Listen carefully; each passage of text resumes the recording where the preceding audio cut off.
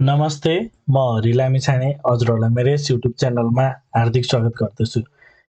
आजको भिडियोमा हामी सपोर्ट एन्ड रेजिस्टेन्सका केही महत्त्वपूर्ण विषयहरूमा कुराकानी गर्नेछौँ। वास्तवमा मैले टाइटल नै राखेको छु रियल फ्याक्ट भनेर। सपोर्ट र रेजिस्टेन्सको रियल फ्याक्ट सम्बन्धी आज हामी कुराकानी गर्नेछौँ र भिडियो विशेष रहनेछ। भिडियो मन पऱ्यो भने भिडियोमा लाइक, कमेन्ट गरिदिनु होला। आफ्नो साथीहरू भाइ माझ भिडियो सेयर गरेर भिडियोलाई बुस्ट गर्नको लागि भिडियोमा कमेन्ट पनि हजुरहरूले गर्न सक्नुहुनेछ र एकदम विशेष रहनेछ। भिडियोलाई चाहिँ स्किप नगरिकन पुरै हेर्ने प्रयास गर्नुभयो भने अलिकति सजिलो हुनेछ र पहिलोपटक हेर्दै हुनुहुन्छ भने च्यानल सब्स्क्राइब गरेर यस्तै प्रकारको भिडियोहरू हेर्नको लागि हजुरहरू मेरो च्यानलमा जोडिन सक्नुहुनेछ भन्दै भिडियो स्टार्ट गर्न चाहन्छु। ओके, स्क्रिनमा हजुरहरूले एउटा डायग्राम देख्न सक्नुहुनेछ र यसलाई यदि हामी चाहिँ एउटा चार्ट मान्छौँ भने हामीले के कुरा बुझ्न पर्यो भन्दा माथि रेजिस्टेन्स र सपोर्ट भनेको जेनरल कन्सेप्ट हामीले बुझेको हुनुपर्छ। यदि बुझ्नु भएको छैन भने म हजुरहरूलाई बुझाइदिन्छु। मार्केट एउटा बढ्दो क्रममा रहेको मार्केट भनौँ अथवा घट्दो क्रममा रहेको मार्केट।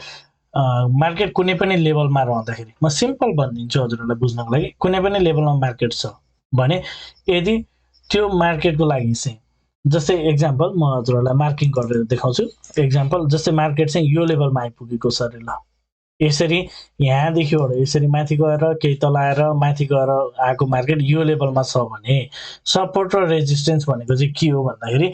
सिम्पल रूपमा बुझ्नको लागि यो आफू जानेर अहिले मार्केटको करेन्ट पोजिसन छ त्यो पोजिसन लगाउनुभन्दा अगाडि जुन एउटा हाई मार्केटले क्रिएट गरेको हुन्छ, विशेष गरी जुन आफू मार्केटको जुन करेन्ट पोजिसनको अगाडिको मार्केटको लागि जुन एउटा हाई हुन्छ, माथिको पोइन्ट अगाडिको एउटा स्विङ हाई जुन हुन्छ त्यसलाई चाहिँ हामी युजली रेजिस्टेन्स भन्ने गर्छौँ। भने योभन्दा अगाडि के यो हाई लगाउनुभन्दा अगाडि अथवा यो करेन्ट प्राइस हुनुभन्दा अगाडिको जुन एउटा स्विङ लो छ, अहिले यो करेन्ट प्राइस यहाँनिर छ भनेपछि यसको स्विङ लो भनेको यो हो। यदि तलतिरको पोइन्ट कुनै एउटा स्विङ लो करेन्ट मार्केट प्राइस भन्दा अगाडिको स्विङ लो भनेको सपोर्ट भयो र त्योभन्दा अगाडिको स्विङ हाई भनेको रेजिस्टेन्स भयो। एक्चुअली स्विङ हाईलाई चाहिँ हामी रेजिस्टेन्सको रूपमा लिन सक्छौँ, स्विङ लोलाई चाहिँ सपोर्टको रूपमा लिन सक्छौँ। त्यो खासै त्यति जटिल कुरा पनि छैन। यसमा चाहिँ सिम्पल रूपमा हामीले यसलाई चाहिँ बुझ्न सक्छौँ कि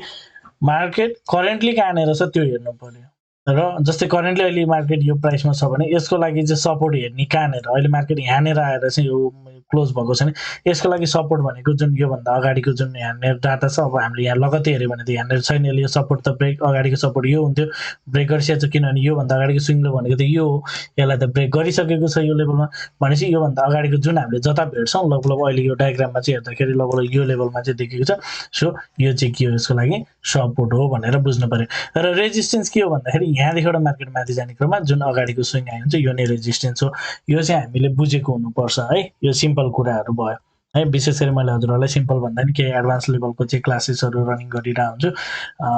सो यो चाहिँ सिम्पल भयो, हजुरहरूले युट्युबबाट इजिली फाइन्ड आउट गर्ने कुरा। अब विशेष चाहिँ के रहन्छ त हाम्रो आजको भिडियोमा भन्ने कुरामा हामी छौँ। जस्तै मार्केटमा हामीले सपोर्ट भन्ने गरिन्छ, रेजिस्टेन्स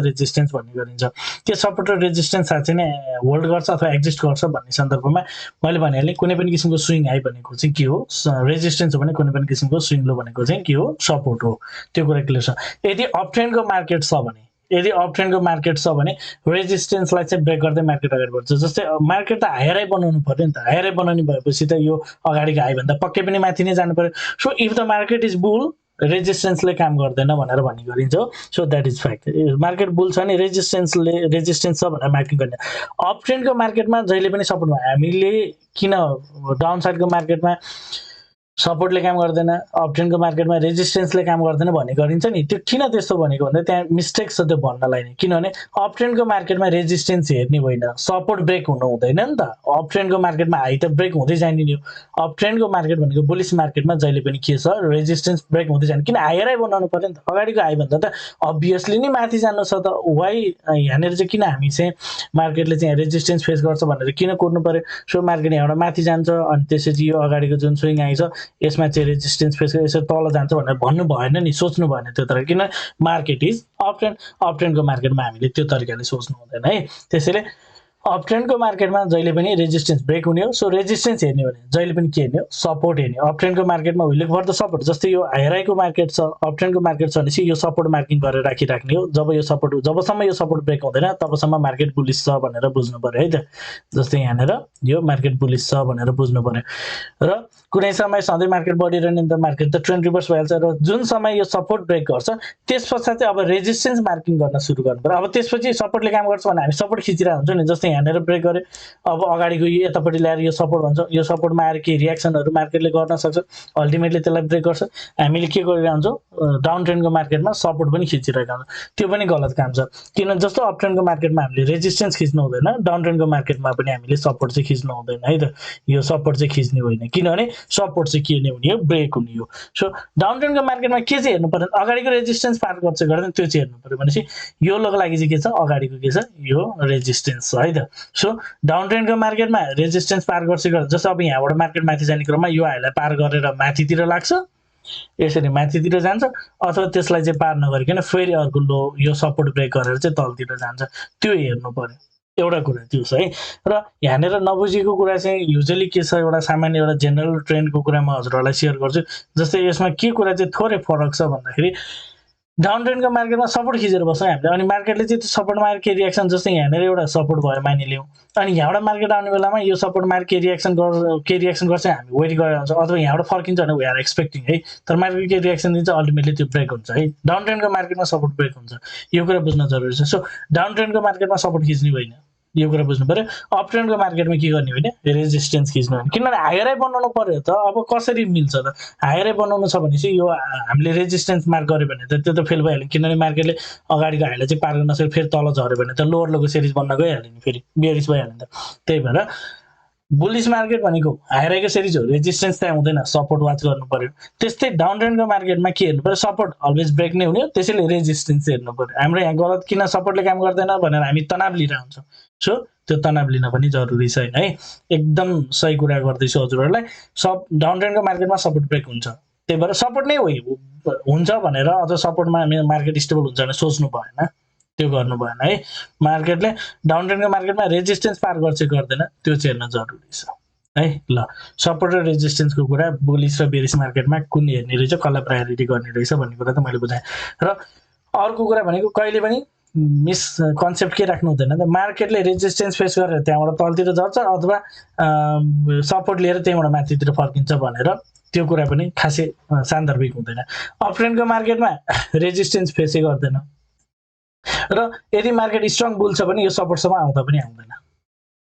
रेजिस्टेन्सलाई पार गरिहाल्छ, रेजिस्टेन्स कुरा होइन, सपोर्टसम्म आउँदा पनि आउँदैन। प्रायः जस्तो हामीले हेर्छौँ भने हजुरहरूले नेप्सेको चार्टमा गएर हेर्न सक्नुहुन्छ, अगाडिको सपोर्टसम्म आउँदै आउँदैन। प्रायः जस्तो म्याक्सिमम टाइम हामीले हेर्छौँ अगाडिको सपोर्टमा आउँदै आउँदैन। त्यही भएर यो सपोर्टमा आएपछि म बाई गर्छु भन्नु ठिक छैन। र यतापट्टि अप ट्रेन्डको मार्केटमा रेजिस्टेन्स कटिसकेपछि, रेजिस्टेन्स पार गरेपछि म ब्रेकआउट भएपछि बाई गर्छु भन्नु ठिक छैन। ब्रेकआउट भइसकेपछि चाहिँ पुल ब्याकमा चाहिँ बाई गर्ने हो, ब्रेकआउट भइरहँदाखेरि बाई गर्ने होइन, त्यो पनि कुरा बुझ्नु पर्यो। एकचोटि म हजुरहरूलाई रियल चार्टमा गएर यो सबै कुराहरू देखाउने प्रयास गर्छु।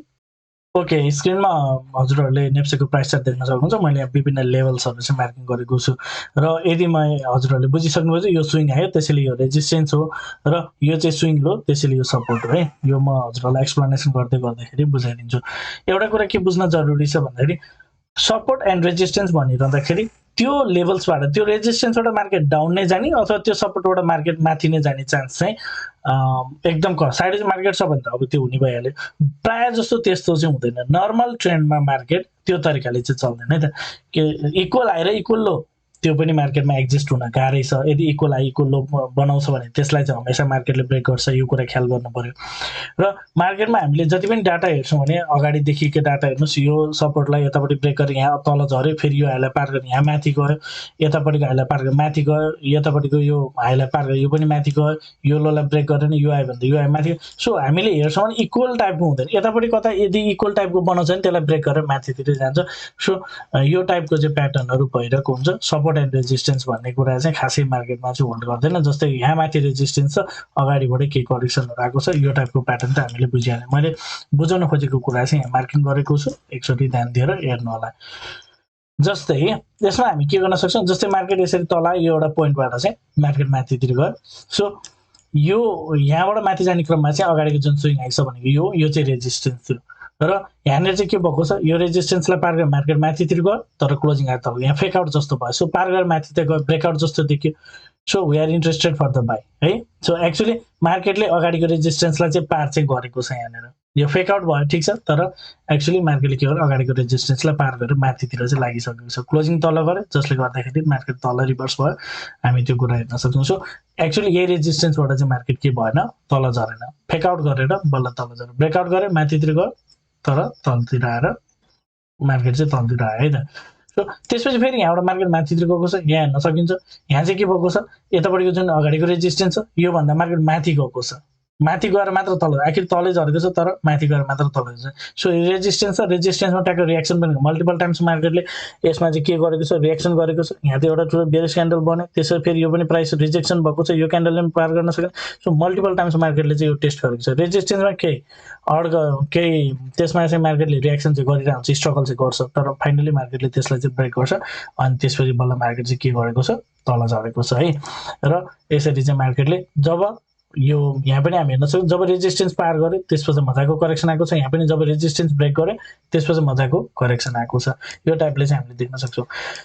त्यस्तै रेजिस्टेन्सकै कुरा अर्को एउटा हेरौँ यहाँनिर कहिले काम गर्दैन भनेर नि सन्दर्भमा जस्तै यहाँ यो लोको लागि चाहिँ यहाँबाट मार्केट माथि गएर यहाँनिर एउटा रेजिस्टेन्स थियो मार्केटले के गरेको छ यो रेजिस्टेन्स पुग्नुभन्दा अगाडि नै यहाँबाट नि मार्केटमा के करेक्सन आयो दोहोऱ्याएर जाँदाखेरि यसलाई पार गर्यो तर यतापट्टिकोलाई पार गर्न सकेन यहाँबाट के मार्केट फेरि तल फेरि माथि जाने क्रम फेरि पनि यसलाई पार गर्न सक्दैन फेरि पनि तल सो यहाँ चाहिँ मल्टिपल टाइम्स मार्केटले यो लेभलबाट चाहिँ तलतिर जानु तर एउटा यसमा हामीले हेर्नुपर्ने विशेषता भनेको मार्केटले यसमा मल्टिपल टाइम्स रियाक्ट गरे पनि अगाडिको जुन लो छ यसलाई ब्रेक गर्न सकेको छैन है रेजिस्टेन्स पार गर्न सक्दैन भने युजली जेनरल ट्रेन्ड भनेको यदि मार्केटले रेजिस्टेन्स पार गर्न सक्दैन भने यो लो चाहिँ प्राय ब्रेक गर्दैन है यदि माथि गएर चाहिँ तल आएको भए यसलाई ब्रेक गर्ने चान्स पर्छ तर यतिकै चाहिँ मार्केटले यो रेजिस्टेन्स पार नगरेसम्म चाहिँ मार्केट तल झर्दैन यसको पछाडि लजिक म हजुरहरूलाई सेयर गर्ने नै छु तर त्यसपछि यहाँ हेर्न सकिन्छ हामीले के देख्न सक्छौँ भन्दाखेरि मार्केटले यतापट्टि यहाँबाट तल आउने क्रम यसलाई यदि हामीले सपोर्ट मान्दै सपोर्ट चाहिँ ब्रेक गरेको छ सपोर्ट ब्रेक गरेपछि अनि मजाले मार्केट चाहिँ के गरेको छ माथितिर गएको छ हेर्नुहोस् त सपोर्ट ब्रेक त्यसपछि मार्केट माथि गयो सो यहाँ चाहिँ रेजिस्टेन्स दुईचोटि ब्रेक गर्न सकेन मार्केट तल झऱ्यो केही तल आएपछि जब यो सपोर्ट ब्रेक गर्यो त्यस पछाडि मार्केट माथितिर गएको छ त्यसपछि फेरि यहाँ पनि हेर्न सकिन्छ यो जस्तै यतापट्टि जस्तै यहाँ पनि फेकआउट भएको छ यतापट्टिको जुन रेजिस्टेन्स थियो त्यसलाई पार मार्केट माथि गयो पनि फाइनली क्लोजिङ तल गरेको छ सो यहाँ पनि फेकआउट भयो यसले पनि बजारलाई चाहिँ धेरै तल लागेको छ सो एक्चुअली रेजिस्टेन्सबाट मार्केट फल भएको छैन रेजिस्टेन्सलाई तोडेर त्यसपछि बल्ल मार्केट चाहिँ तल झरेको छ यहाँ देख्न सकिन्छ रेजिस्टेन्सले काम नै गर्दैन भन्ने सन्दर्भमा चाहिँ फेरि पनि यहाँ अर्को एउटा इक्जाम्पल छ जस्तै यहाँनिर एउटा रेजिस्टेन्स थियो टक्क मार्केट चाहिँ यो लेभलबाट चाहिँ फल भएको छ तर रेजिस्टेन्स पार नगरिकन यदि मार्केट फल हुन्छ भने मैले अघि पनि भने अगाडिको लो ब्रेक गर्दैन जस्तै यहाँ पनि जब यो रेजिस्टेन्स पार गरेन भने यो लो ब्रेक गर्न सक्दैन भन्ने कुरा थियो यहाँबाट यो तल आउने क्रममा यो लो प्रोटेक्टेड थियो यहाँ पनि हजुरले हेर्नुभयो भने जुन यहाँबाट तल आउने क्रममा अगाडिको जुन लो छ यो लो प्रोटेक्टेड छ सो यदि माथिबाट झरेको भए चाहिँ यो लोलाई ब्रेक गर्न सक्ने चान्स रहन्थ्यो तर माथिबाट नझरिकन रेजिस्टेन्सै पार नगरिकन झरेको भएर मार्केट चाहिँ तलतिर एक्चुअली किन यस्तो हुन्छ भन्दाखेरि चाहिँ रेजिस्टेन्स पार गरेर तल आएको भए चाहिँ मार्केटमा के हुन्थ्यो बायरहरू हाबी हुन्थे सो सेलरहरू स्मार्ट सेलहरू चाहिँ मार्केटबाट एक्जिट हुन्थे भने यदि मार्केटले रेजिस्टेन्स चाहिँ पार गरेको छैन भनेपछि रेजिस्टेन्स पार गरेको छैन भने चाहिँ बायरहरू त खासै इन्ट्रेस्टेड हुँदैन सो मार्केट चाहिँ त्यति धेरै तल झर्न सक्दैन सो मार्केटको लागि चाहिँ एउटा म्यानिपुलेसन हुन जरुरी छ यहाँ के भयो सपोर्ट ब्रेक गर्यो भने चाहिँ रिटेलरहरू मार्केटमा चाहिँ स्टप लस गरेर बाहिर निस्किन्छ त्यसको फाइदा चाहिँ स्मार्ट मनीले उठाउँछ मार्केट चाहिँ माथितिर उल्टो डिरेक्सनमा चल्दिन्छ सो त्यो चाहिँ भइरहेको हुन्छ यहाँ पनि के भएको छ फेकआउट भएको छ फेकडाउन भएको छ जस्तै यतापट्टि लोलाई चाहिँ जस्ट ब्रेक गर्यो माथितिर त्यसपछि लागिहाल्यो त्यसपछि यहाँबाट एकदम तेज तल आएको छ एक्चुअली यो रेजिस्टेन्स पार गरेपछि चाहिँ मजाले मार्केटले अगाडिको लो पनि ब्रेक गरेर तलतिर झरिसकेको छ सो यो कुरा हेर्नु अब मैले अघि हजुरलाई भने घट्दो बजारमा सपोर्टले काम गर्दैन सपोर्ट खिच्ने नै होइन भने किनभने यो सपोर्ट छ ब्रेक नै हुने हो नि त डाउन ट्रेन्डको मार्केटमा यहाँ पनि एउटा सपोर्ट फेरि ब्रेक भएको छ सो डाउन ट्रेन्डको मार्केटमा सपोर्ट हेर्ने डाउन ट्रेन्डको मार्केटमा जहिले पनि के हेर्ने हो रेजिस्टेन्स हेर्ने क्लियर एक्जाम्पल म हजुरलाई देखाउँछु जस्तै यहाँबाट मार्केट जानको लागि तत्कालको लागि रेजिस्टेन्स यही लेभलमा थियो मार्केटले पार गर्न सकेन त्यस पश्चात यो लेभलबाट मार्केट माथितिर जाँदाखेरि यो लेभल हेर्ने हो यो लेभललाई पार गर्न सकेन त्यस्तै तत्काल यो लेभलबाट फेरि पनि मार्केट यदि माथितिर यो लेभलबाट फेरि पनि मार्केट माथितिर जान्छ भने यो लेभल हेर्ने हो मार्केटले पार गर्न सकेन सो त्यस्तै फेरि पनि अब यहाँबाट मार्केट फेरि माथितिर जान्छ भने यो लेभल हेर्ने पार गर्न सक्छ कि सक्दैन भनेपछि घट्दो बजारमा त रेजिस्टेन्स हेर्ने रहेछ भन्ने कुरा यहाँबाट पनि हजुरहरूलाई क्लियर भयो भनेपछि यसरी हेर्नु पर्यो सपोर्ट हेर्ने सपोर्ट चाहिँ किन हेर्ने होइन भन्दा सपोर्ट चाहिँ के हुन्छ ब्रेक नै हुन्छ यो कुराहरू ख्याल गर्नु पर्यो है त भनेपछि सपोर्ट र रेजिस्टेन्स खिच्नुको पनि खासै फाइदा चाहिँ हुँदैन काम नै गर्दैन भन्ने चाहिँ होइन जस्तै यहाँनिर यसलाई ब्रेक गरेन यसको पछाडिको लजिकहरू अरू नै हुन सक्छन्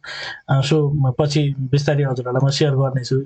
यो सिरिजमा तर मार्केटले सपोर्टमा काम नै गर्दैन भन्ने होइन काम गरिरहन्छ जस्तै यतापट्टि पनि यहाँ हेर्न सक्नुहुन्छ ट्याक्कै यसमा टक्क रियाक्सन गरे मार्केट तलतिर सबैलाई रियाक्सन चाहिँ गरिरहेको हुन्छ प्रायः जस्तो एउटा दुईवटा क्यान्डल भने पनि त्यसमा फर्मेसन हुने गर्छ सो अनि के हुन्छ यसको अर्थ चाहिँ जब मार्केट सपोर्टमा चाहिँ यहाँबाट रियाक्सन दिन्छ त्यसपछि रिटेलरहरू के हुन्छ मार्केटले